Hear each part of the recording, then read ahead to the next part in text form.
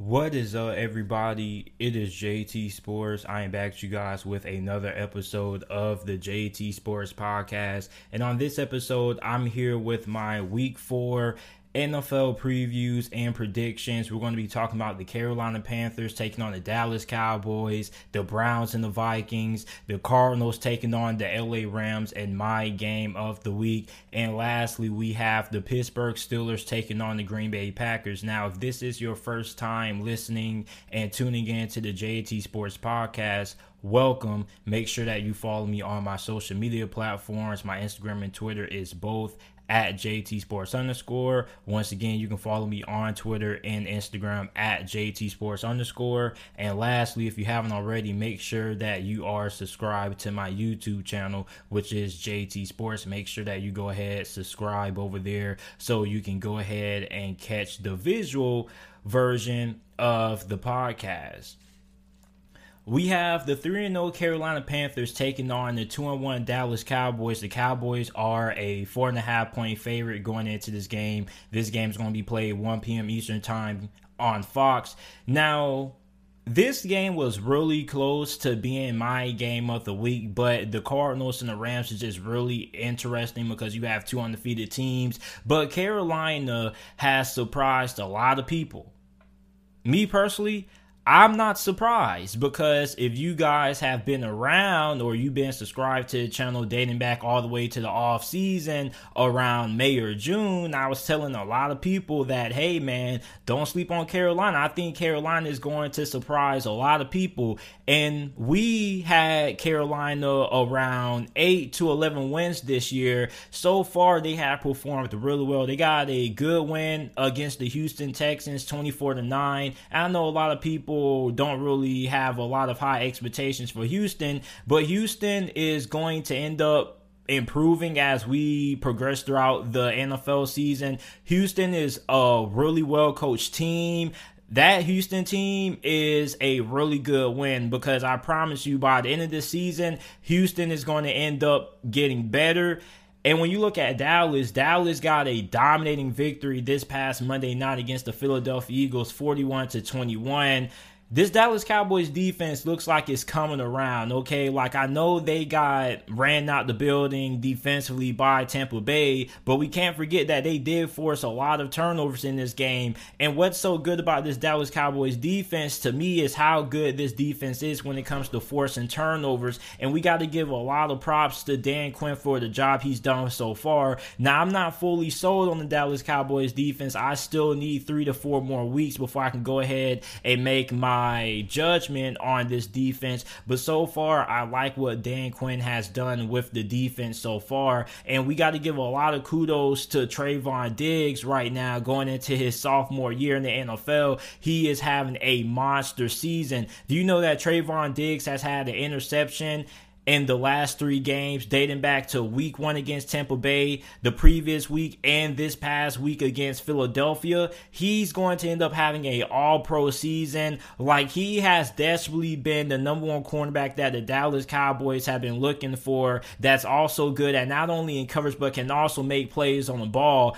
And Byron Jones was really good, but one thing that Byron Jones never really did was force a lot of turnovers. He was always really good when it came to shutting down his wide receiver not being targeted all that often, but he didn't really have a lot of interceptions on a year-to-year basis. You look at Trayvon Diggs, he's making those plays, he's being aggressive, and he's been a really big reason why this Dallas Cowboys defense has played pretty solid over the last 2 weeks. Now for Carolina, their defense has also been really good so far this year, but this is going to be the best offense that this Carolina defense has been matched up against up to this point in the season. You played Houston, their offense isn't really nothing to write home about, especially with Tyrod Taylor being out. The New Orleans Saints offense isn't really all that explosive neither, and we already know what the New York Jets are right now. They haven't really been able to get anything going offensively since the season kicked off. So when you look at Carolina, this is going to be the first major test for this defense. Now, I'm not saying that I don't have confidence in this Carolina Panthers defense, and I'm not saying that this defense is fluke.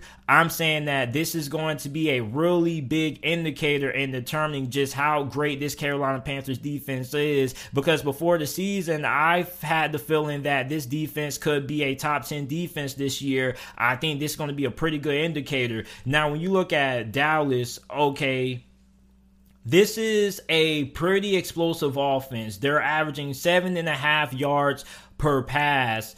And when you look at Carolina, they are pretty good at limiting the big plays. Now, although that is because they haven't really faced the offense that's that good at stretching the field, Dallas is definitely going to test this defense in that aspect. Now, I hope that CJ Henderson plays in this game. He was recently traded by the Jacksonville Jaguars to the Carolina Panthers. He's currently listed as questionable, so we don't know if he's going to suit up or play in this game or not. I hope that he plays in this game because I think he will provide another big addition to that defense. And CJ Henderson is no scrub. I'm still puzzled why the Jacksonville Jaguars got rid of him. I understand that he had some injury issues and stuff like that, but when CJ Henderson was on the field, he was pretty productive. He had a pretty solid rookie year. He probably was the second best rookie corner, either the second or third best rookie corner behind Trayvon Diggs and Jalen Johnson. So CJ Henderson is no scrub. CJ Henderson can play. He just can't stay healthy. But if he can stay healthy for Carolina, then you got a damn good addition. So Sam Darnold has been balling so far this year. 888 passing yards, 3 touchdowns, only 1 interception, completing 68% of his passes. He's been really effective. What is he going to do against a Dallas Cowboys coach defense that is really good at forcing turnovers? And another intriguing matchup to watch is going to be DJ Moore versus Trayvon Diggs. Now, Trayvon Diggs, when he's been matched up against the opposing team's number one wide receiver, he pretty much has shut him down. Every single number one wide receiver he's been matched up against, he's had really good performances against. He was really good against Mike Evans week 1. Last week, he was really good against Devontae Smith. So I want to see DJ Moore going against Trayvon Diggs and who's going to end up winning that matchup. And if you're a fantasy football owner watching this video and you have DJ Moore on your team, that is something to keep tabs on, because every single wide receiver that Trayvon Diggs has matched up against or shadowed, they haven't really had a lot of success. Even Keenan Allen, when Dallas faced them off in week 2, most of his success came when Trayvon Diggs wasn't guarding him. So keep an eye on that if you're a fantasy football owner. I'm not telling you not to play DJ Moore, but Trayvon Diggs has had a lot of success when he's been matched up against the opposing team's number one wide receiver. Now, for the Dallas Cowboys, I wonder if they're going to be able to get the pass rush going in this game, because the pass rush still really hasn't been there. They still haven't really been all that good at producing sacks, which is why this defense I'm still a little bit hesitant on, because I still want to see if this pass rush is going to improve. Now, Christian McCaffrey is injured, and we don't really know when he is going to come back. So a rookie running back out of Oklahoma State, Chuba Hubbard, is going to get the start. And Chuba Hubbard got a couple of carries last week. He had 11 attempts for 52 rushing yards. I wonder how effective is he going to be, because you look at how effective Austin Eckler was when the Dallas Cowboys played the LA Chargers.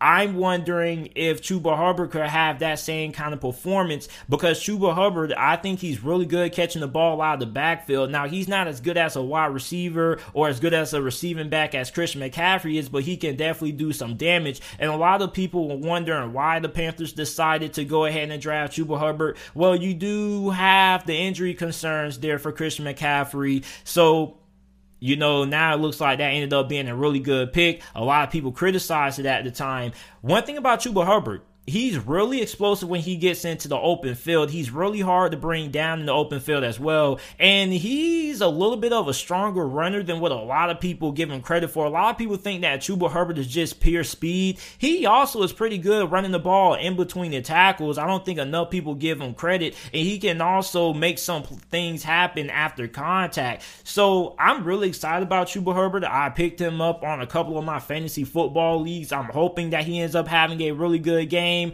but the linebackers for Dallas have improved a lot. They have improved tremendously. And it's not like Dallas didn't have talent at linebacker. They just had talented linebackers who weren't playing up to their skill set. Leighton Van Der Esch, you look at Jalen Smith, like they have a lot of linebackers. They're doing a lot of interesting things with rookie Michael Parsons. One week he's playing linebacker, the other week he's playing edge. Like they're utilizing him in a lot of creative ways. You also got Keanu O'Neal. So there's a lot of talented linebackers that the Dallas Cowboys have that can do a multitude of things, and there's even more linebackers who I haven't even mentioned yet. But I think this game is going to come down to which team is going to be able to be effective on third down. I think when you look at the Joe Brady offense, he is really efficient. It's not all about the big plays with him. It's always about just trying to get yards, whether it's a 2-yard gain or a 3-yard gain or a 12-yard gain. Is all about moving the ball and being able to sustain drives. So I wonder if the Dallas Cowboys defense is going to be able to get off the field in those third down situations with Carolina. And for Carolina, okay, are you going to be able to get this Dallas Cowboys offense to a point that you're going to be able to neutralize some of the big plays that they have in the passing game? You also got to account for the two-headed attack that they have with Ezekiel Elliott and Tony Pollard. Tony Pollard seems to be more of their primary pass catching back, so you definitely got to keep an eye out on that. So I'm going to go with Carolina to get the win. I know that they're an underdog in this game. I know a lot of people are choosing Dallas to pull off the win in this game, but I'm going to go with Carolina because the reason why I take Carolina is simply for the fact that this is a team that doesn't really make a lot of mistakes. This is also a team that's very well coached. And I'm really high on this Dallas Cowboys defense, but I don't think they're going to force a turnover in this game. And even if they do, I still feel like Carolina's going to be able to come up on top because I'm really confident in this Carolina Panthers defense that they're going to be able to make the necessary stops needed to win this game. So give me Carolina 27-20 is my final score prediction in this game. The Cleveland Browns, 2-1, are going on the road to face the 1-2 Minnesota Vikings. The Cleveland Browns are a 2-point favorite in this game. This game is going to be played on CBS with a 1 p.m. Eastern Time kickoff. Cleveland crushed Chicago last week, 26-6. They had 9 sacks on rookie quarterback Justin Fields, who was making his NFL debut, and that defense put on a show. They put a shellacking on Chicago. Well, you're facing a better opponent this week than what you were last week, so I'm not expecting this Browns defense to replicate the performance that they had last week against a lackluster offensive line. But you also have a Minnesota offense right now that is really peaking, and is led by quarterback Kirk Cousins. And Kirk Cousins is quietly having a great season. Haven't really seen nobody in the national media talking about it. You know, everybody's been talking about Matthew Stafford and Kyler Murray, but nobody's been talking about Kirk Cousins. And if we're being real, you know, the Minnesota Vikings easily could be 3-0, but they've had some things that haven't really went their way. You had a fumble, which ended up leading to them losing one game. You had a missed field goal in another game. So the reason why Minnesota is 1-2 isn't because of Kirk Cousins. That's just a popular narrative that a lot of people, for some reason, have. They like to blame Kirk Cousins for the Minnesota Vikings' shortcomings. And although Kirk Cousins does have some games when he doesn't play up to par, most of the time Kirk Cousins is pretty good. So I hope that Kirk Cousins has a good game against Cleveland, because this is going to be a game that a lot of people are going to have their eyes on. And I really don't feel like enough people are giving Kirk Cousins the credit he deserves. Like, Kirk Cousins isn't a bad quarterback. I don't know why people will continue to say that. But when you look at Kirk Cousins so far this season, 918 passing yards, 8 touchdowns, 0 interceptions, completing 73% of his passes. He has done everything that Minnesota has asked him to do and more. And like I said, if it wasn't for a couple of plays, the Minnesota Vikings could easily be 3-0. So you look at Cleveland right now. Cleveland is really rolling on offense, even though they have had some injuries at wide receiver. Jarvis Landry is injured, but you still do have Donovan Peoples-Jones, Odell returned, and I think that the wide receivers for Cleveland and Peoples-Jones and Odell Beckham Jr. could be in for a big game against this Minnesota Vikings defense that is allowing too many big plays. They're pretty much second to last in the NFL in yards per play. They're allowing 6.8 yards per play. They're also second to last in yards per pass. They're allowing 9 yards per pass attempt, and they're 28th in rushing yards per attempt. They're allowing 4.8 yards per rush. So this is a Minnesota Vikings defense that still has a lot of troubles that they had last year when it comes to how they match up against allowing big plays. So I'm looking at Mike Zimmer. He's facing his former coordinator and Kevin Stefanski, and I want to see what new wrinkles are both of these guys going to bring to the table, because Mike Zimmer knows Kevin Stefanski. He knows what Kevin Stefanski wants to do. He knows that Kevin Stefanski wants to get that run game going, and he wants to set up play action. And Mike Zimmer knows that his defense is probably going to get gassed if they allow Cleveland to set up the run game, because once that run game gets going and you can get that play action pass game going, that's pretty much wraps if you ask me, because you look at how many big plays this Minnesota Vikings defense has surrendered over the last couple of weeks. It's been a lot. So for Mike Zimmer, he's probably going to throw a lot of exotic looks at Baker Mayfield. He's probably going to throw a lot of exotic blitzes at Baker Mayfield, try to get pressure on him. Cleveland does have a really good offensive line, one of the best offensive lines in the NFL, but Minnesota has also been pretty good at getting pressure on the QB this year, so that's going to be a really intriguing matchup to watch. And if you're Kevin Stefanski, okay, how are you going to game plan for the looks that Mike Zimmer is going to give you? So both of these guys pretty much have a pretty good grasp on what the other is going to try to do. So I'm pretty sure they're going to end up going into their bag of trips and trying to throw some new wrinkles out there, something that nobody has ever seen before. So I think that's going to be a really exciting matchup that I'm interested in seeing. A lot of people are always focused on what goes on the field, but you got to remember, football is not just a game of trying to knock the opposing team's head off. It's also a strategy game. It's also kind of like playing chess. It's all about maneuvering your players in the proper places to have success, or putting them in the right situations to have success. And that's why matchups like this that are going to be dictated on terms of what happens on the sidelines between Mike Zimmer, who's known as a defensive guru, versus Kevin Stefanski, who's known as an offensive-minded coach. That's always an intriguing matchup to watch. Now, for Cleveland, they're fifth in the NFL in yards per play. So I think that Cleveland definitely has a mismatch if they're able to get their run game established going against that Minnesota Vikings secondary, because I told a lot of people in the preseason that Minnesota secondary didn't look all that great. And a lot of people are like, oh, JT, it's just preseason. Nobody's really playing for in the preseason. I was like, okay, you can say that, but, isn't that a starter? Isn't Cameron Dantzler a starter?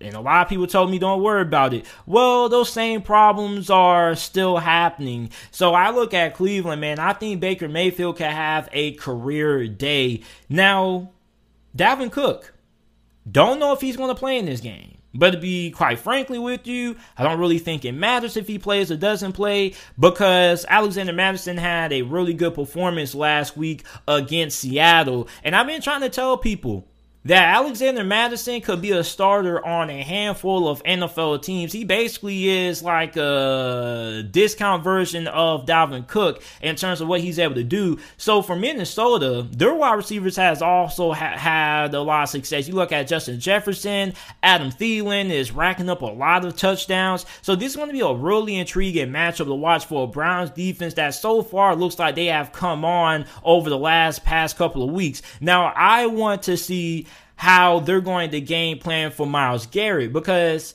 I think one of their offensive tackles is a backup who's supposed to be starting because Christian Darrisaw, I believe, is still injured. I don't know if he's going to play in this game. So if he doesn't play in this game, then Myles Garrett is going to be matched up against a backup. So what are the game plans going to be for trying to maintain and handle Myles Garrett? Are you going to try to double team him? Are you going to try to chip him with a tight end or a running back? Don't really know, but you can't allow Myles Garrett to dictate the outcome of this game because last week, Chicago allowed that to happen, and that was also another reason why they lost that game. Not just because of the bad play calling, but also because they didn't really have a proper game plan for trying to stop Myles Garrett because he tortured Jason Peters.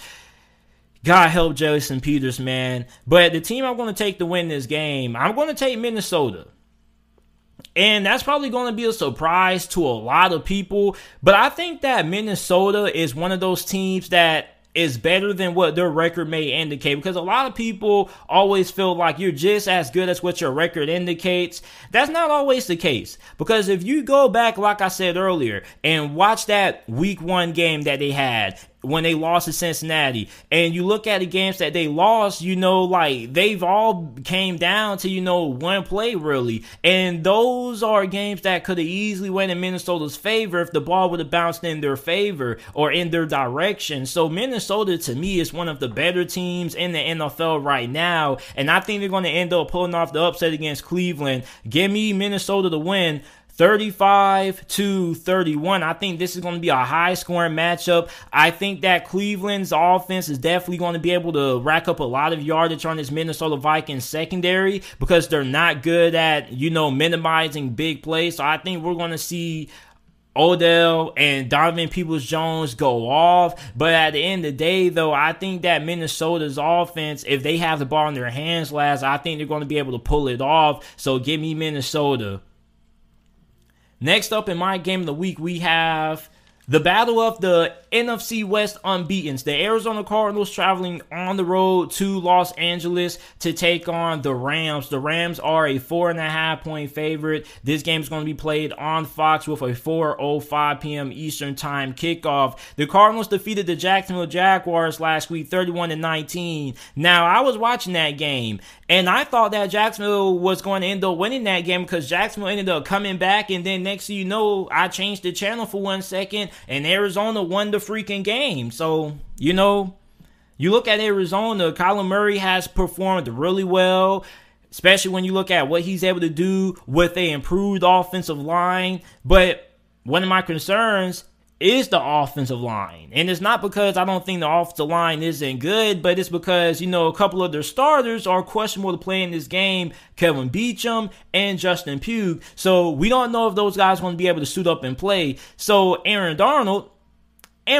man, how are you going to game plan for him? If you're not going to have 2 of your best offensive linemen playing, what are you going to do to game plan to stop Aaron Darnold? Because you can't let Aaron Darnold dictate how this game goes, because Aaron Darnold, are you going to try not to run his way? Are you going to try to run in the opposite direction? Are you going to try to triple team block him? What are you going to do? Because without Justin Pugh and Kevin Beachum, I think those are 2 significant losses, especially when it comes to matching up against a really athletic LA Rams defense that definitely I feel like could keep Kyler Murray contained. And I'm not saying they're going to stop Kyler Murray, because guys like Lamar Jackson and Kyler Murray are always going to get theirs. But are you going to try to neutralize how effective Kyler Murray is in the run game and force him to beat you throwing the football, not with his legs? Now, would the Rams offensive line hold up against the Arizona Cardinals pass rush? Arizona, you look at Chandler Jones, he is currently in the doghouse right now in terms of leading the NFL in sacks. And you look at the Rams, they are second in the NFL, allowing the least amount of sacks per game.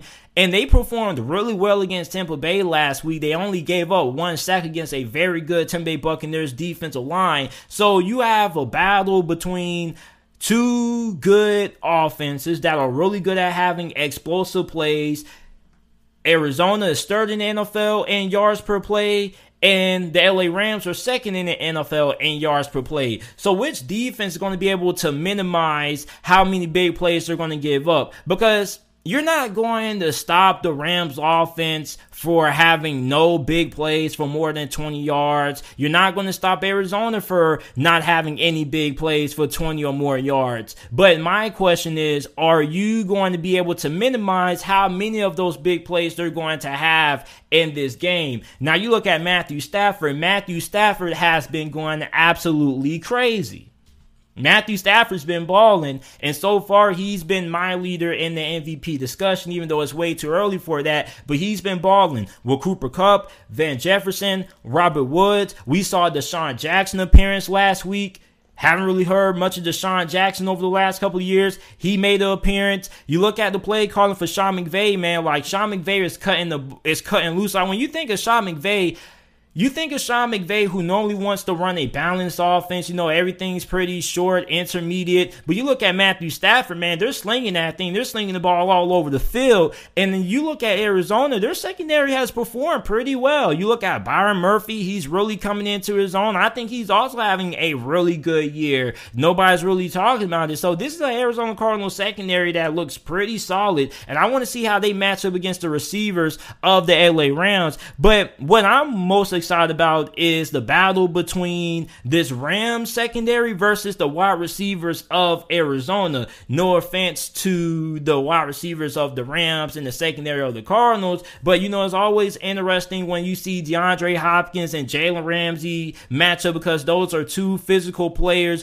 You look at DeAndre Hopkins, probably the most physical wide receiver in the league, going against Jalen Ramsey, who probably is the most physical cornerback in the league. That's a really interesting matchup to watch. You also got to look out for cornerback Darius Williams, who is the second cornerback on the LA Rams roster behind Jalen Ramsey. He had a really good season last year, and I want to see who he's going to be matched up against, because the Cardinals have a lot of talented wide receivers on this roster. Look at Rondale Moore. Are they going to try to get him incorporated in this game? So there's a lot of wide receivers who, if you're the Rams, you're going to wonder what kind of personnel you're going to come out to try to defend these looks, because these Rams wide receivers, they're good, but these Cardinals wide receivers, they're also really good. So I want to see how they're going to try to game plan for that. Now, if you are Arizona, okay, you're going to say we have Chandler Jones and we have J.J. Watt. Those guys want to be able to get pressure on Matthew Stafford and limit how many big passing plays they have, because a big way of limiting those big plays in the passing game is being able to get consistent pressure on the quarterback. So you look at Chandler Jones and J.J. Watt. Are they going to be able to get to Matthew Stafford? Tampa Bay wasn't able to do it last week. Are you capable of doing it? Now, for the Rams, you have Aaron Donald. We know he's a freak of nature, but you also have other guys who are more than capable of being able to get pressure on Kyler Murray. The concern is, can you keep Kyler Murray inside the pocket? Because when Kyler Murray is at his best is when he's outside the pocket, extending plays or making things happen with his legs. So if you are the Rams, what is going to be your game plan for trying to keep Kyler Murray contained? You're not going to stop him. You can only hope to contain him. Now, the Rams' third down offense is currently the third best in the NFL. They convert on third downs 54% of the time, which is really important, because if you can have a lot of success on third downs, that means you can keep your offense on the field and you can keep the drive alive. Well, Arizona has the second best third down defense in the NFL. They only allow their opposing opponents to convert on third downs 25% of the time. I think this is a really important stat, though, keep up with. I'm not a big stats guy, but the reason why this is really important, because you look at the Rams offense, if they're not able to keep the drive alive on third down, then that's going to be a big boost to Arizona, because if you're somebody who's predicated on the big play, sometimes you can get too overly reliant on the big play. Okay, so for the Rams, normally if you're good in third downs, you're efficient offense. I feel like if the Rams struggle on third downs in this game, they could end up being in a lot of trouble, because then they could try to force the issue. So I'm really excited for how the Rams' third down offense is going to do against Arizona's third down defense. Now, Sony Michel is starting in replace of the injured Darrell Henderson. Darrell Henderson missed last week because he had a rib injury. He's still listed as questionable. We don't know if he's going to play in this game. I want to see if they're going to be able to get the run game going. I want to see if the Rams can establish the run game, because I really feel like if they can get the run game going, they can run for over 100 yards in this game, then they're more than likely going to end up winning this matchup. Now, I think that Arizona's pass defense is better than their run defense. I don't care what the stats say. I think that linebacker is kind of the weakness for Arizona. And I know Cardinals fans are going to get mad. You're going to be like, oh, we got Isaiah Simmons. But I really feel like if they can get the run game going, they can get Sony Michel going in this game, or Darrell Henderson, rather he plays or not, then I think that the Rams are most likely going to end up winning this game, because if they can run for over 100 yards, I think that's going to be really big, because then you're going to keep Kyler Murray and that offense off the field. And on top of that, you probably could say the same thing about Arizona, but Arizona is more of a pass-heavy team versus being a run-heavy team. Even though they have had success running the football, you also got to incorporate what Kyler Murray does with his legs. So the team I'm going to take to win, I'm going to take the Rams to win, and I'm going to take them to cover. I think they win this game 31-20. I think they're going to win this game by more than 10 points. And the reason why is because we don't know the status of the offensive line for Arizona. Kevin Beachum and Justin Pugh, they're currently listed as questionable. We don't know if they're going to be ready to go. But also on top of that, I really like the Rams secondary. I think the Rams secondary is going to be able to force a couple of turnovers.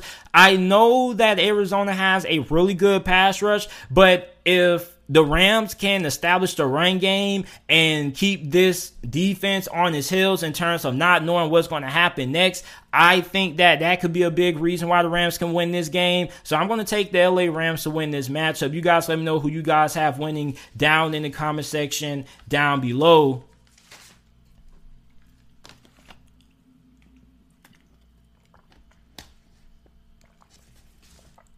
Now, the last game that we have to talk about, we have the 1-2 Pittsburgh Steelers traveling to Lambeau Field to take on the 2-1 Green Bay Packers.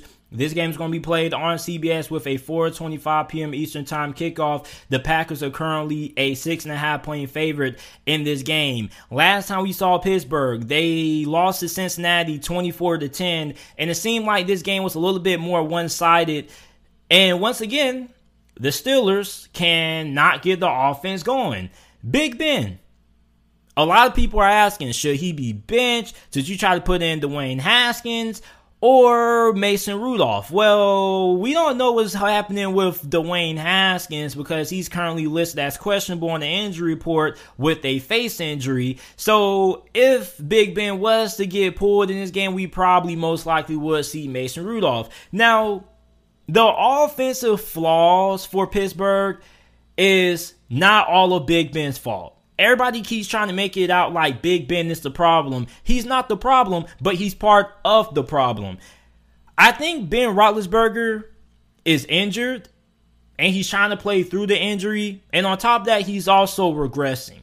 And he's giving me 2015 Peyton Manning vibes. You guys remember what happened to Peyton Manning his last year playing for the Denver Broncos when they won that Super Bowl? He had a good first 2 weeks. Then Thursday night against Kansas City, he broke some record. And then after that, Father Time caught up to him, and he wasn't the same. He had to miss pretty much a big chunk of the season. That's when we saw Brock Osweiler ball out. He got Denver to the playoffs. And then once he came back, Denver didn't really ask him to do that much. You got to remember, this was a Peyton Manning who couldn't really throw the football downfield more than 30 yards. So for Pittsburgh, you got to try to get the run game going.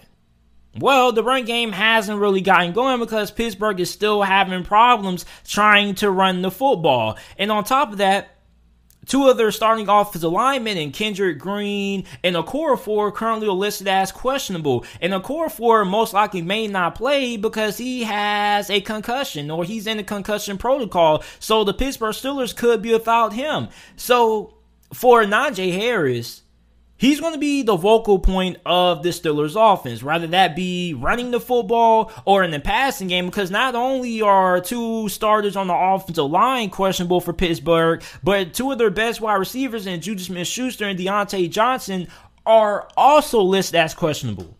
So for Pittsburgh, you have an offense that was already struggling. Now you have an offense that's going to be maybe without some of their best players on the offensive line and that wide receiver. So for Najee Harris, the Steelers are going to be calling on him a lot in this game, not only trying to get the run game going, but also trying to get the passing game going. Now, one thing about Pittsburgh is that they still are committed towards getting the run game going. You know, Najee Harris had 14 attempts last week for 40 yards, so they're still committed to running the football. It's not like they're only giving him 3-4 carries and then they're just completely abandoning the run game. They're still committed to it. But you have to ask yourself, at what point is the run game finally going to get going? Now, you look at Green Bay, their linebackers aren't really all that great. So if you could get some decent run blocking up front, you could have a okay day running the football on this Packers defense. I'm not saying that they are. I'm saying that you could have a okay day. I'm not saying that Pittsburgh's going to come in and run for 150 yards plus or something like that. But Pittsburgh could have a solid day on the ground if they could get some solid run blocking up front. Now, for Green Bay, okay, what do you have to do to win this game? Well, first, don't turn the football over, because when you have an offense that's struggling, you don't want to give them the ball back and then potentially they have an extra possession, maybe on a short field. So you don't want to help this Steelers offense or assist this Steelers offense in any way. On top of that, this Packers defense needs to force the Steelers to throw the football downfield. This Steelers offense hasn't really changed all that much. I thought it would. I thought Matt Canada would be innovative, but he's just doing this simple jet motion offense that really isn't confusing the defense. He's not really doing anything. You can't really get play action going because you don't have enough time to set up play action. And on top of that, not only do you not have enough time to set up play action, but you're not fooling anybody because you can't even have success running the football, and you can't do play action if you can't run the football, because defenses aren't going to bite on the play action fake because you're not a threat to run the football. So for Green Bay, if I'm their defensive coordinator, I'm saying this is what we're going to do. We're going to play up on these wide receivers. We're going to jam these wide receivers, especially if Deontay Johnson and Juju Smith-Schuster don't play, because then you're looking at backup wide receivers. And the Pittsburgh Steelers are pretty good when it comes to producing good wide receivers, but you're going to have James Washington and Chase Claypool if Deontay Johnson and Juju Smith-Schuster don't play. And we saw this Steelers wide receiving core, or at least the backups that were in, like Ray McCloud, have a good amount of drops. So if you're Green Bay, I would simply play up on these wide receivers and force Big Ben to throw the football downfield. Now, I still feel like Big Ben does have the arm strength to throw the football deep. Like, people act like he can't throw the football deep at all. I think he still does have a good amount of arm strength to throw the football downfield. Now, can he do it consistently? I don't really think so. But I really feel like if Green Bay can stop this short passing attack for Pittsburgh, they're most likely going to win this game, because Pittsburgh's short passing game is also heavily utilized on third downs. That's why Pittsburgh is somewhat effective in third down situations, even though they can't run the football on third downs all that much, because they utilize the short pass attack. So if Green Bay just plays up and they say, hey man, you can try to beat us deep, we want you to try to beat us deep. So if you're a Packers fan and you're getting beat by the Pittsburgh Steelers down the field, you have no problem with that, because at the end of the day, they're bread and brothers doing this little short slant routes and these bubble screens and all that other stuff, man. So if you're Green Bay, you want Pittsburgh to force you to beat you downfield. Now, if you're the Steelers defense, you got to be able to get pressure on Aaron Rodgers. You got to be able to keep him inside the pocket. You don't want him to extend plays and start creating and start being a bad man. And it's going to start with the pass rush. Well, the pass rush right now is kind of a question. Outside of Cam Hayward, you don't know the status of TJ Watt, who currently still listed as questionable with that groin injury, and Alex Highsmith. So somebody's going to have to step up off the edge. Melvin Ingram's going to have to step up. Somebody's going to have to step up in this play. Maybe Mike Tomlin's going to try to send some exotic blitzes at Aaron Rodgers to try to create some extra pressure. But you do have Cam Hayward, who has been playing very, very well this year. Cam Hayward's been balling out. Not enough people are talking about it. So for Pittsburgh, man, like this is going to be a really tough game for them. But one thing that you do have going is that you have a really good defense. Your defense is going to keep you in the game. Like Pittsburgh's defense, regardless of how bad the offense plays, is going to keep them in this game, at least heading into the fourth quarter. The question is, can the Steelers get enough plays on offense to be able to put some points on the board? And we're not talking about field goals. We're talking about touchdowns. And really the only way the Steelers offense really gets going is if they are able to get a penalty, like a pass interference or a big holding call downfield on the defense. That seems like the only way they're able to move the ball down the field is when the defense is committing penalties. So if you're Green Bay, if you can stay disciplined and force Pittsburgh to have to sustain drives, you have a good chance of winning this game. So I'm going to take Green Bay to win this game. And it hurts me to say this because I am a Steelers fan. But, I just don't really think that this offense is going to be able to muster up anything. For Pittsburgh to win games now, they have to rely on their defense. And their defense pretty much has to do everything. They have to get stops. They have to get turnovers. They probably got to help the offense win the field position battle. So I don't really think that this Steelers defense is going to be able to win them this game by themselves going against Aaron Rodgers. Because normally when you face Aaron Rodgers, he doesn't really turn the football over that much. He doesn't really make a lot of mistakes. So for Pittsburgh, man, like they're going to have their work cut out for him. And also, we don't know the status of TJ Watt and Alex Highsmith, two of their best pass rushers out. You still do have Cam Hayward, but man, I don't really know, man. This is going to be a tall task asking the Steelers defense to win the game by themselves. This offense is going to have to be able to do something. And to be quite frankly with you, I don't really know if they're going to be able to do it. But if you're looking at this from a fantasy football perspective, start Najee Harris, because I definitely feel like Najee Harris is going to eat in this game. But I'm going to take the Green Bay Packers to win this game at home. 27-17 is going to be my final score prediction in this game. I'm taking the Packers. This is it for this episode of the JT Sports Podcast. Make sure that if you guys enjoyed this episode that you go ahead, leave a 5-star review. Also, make sure that you share this podcast with your friends, family, and acquaintances on your social media pages. And I will see you guys shortly with another episode of the JT Sports Podcast.